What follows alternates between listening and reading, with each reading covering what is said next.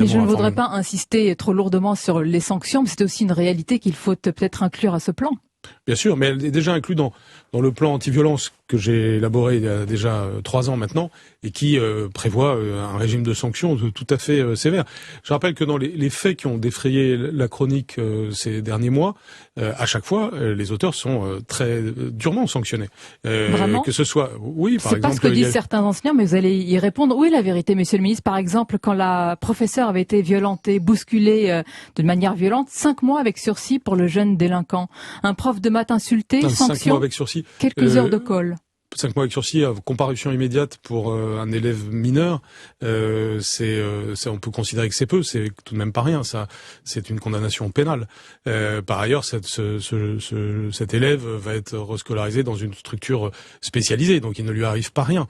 Vous pouvez pas non plus l'envoyer au bagne à perpétuité. Enfin, il faut rester. Je vous demande ce que vous répondez à certains enseignants qui vous disent finalement il y a une forme de laxisme parce que pas grand-chose ne sont faits, quelques heures de colle simplement. Le laxisme ne fait pas partie de mon registre, ça arrive qu'on me le reproche.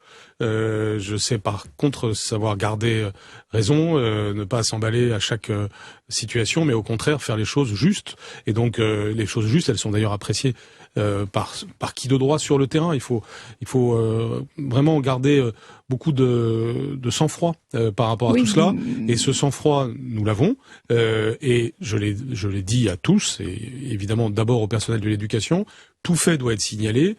Tout fait signalé doit être suivi de sanctions. Mais est-ce que vous avez un exemple précis d'une sanction disciplinaire et ou judiciaire ferme, j'allais dire proportionnée à la gravité des faits, parce que bousculer violemment un enseignant, c'est grave. Vous voulez que les élèves fassent de la prison ferme, c'est ce que vous êtes en train de dire. Je vous pose la question.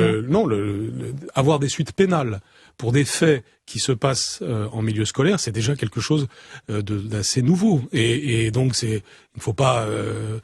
Je ne sais pas ce que sous-entend votre question, mais si vous voulez de la prison ferme pour les élèves, je vous pose simplement, monsieur le ministre, la question de certains enseignants qui vous disent nous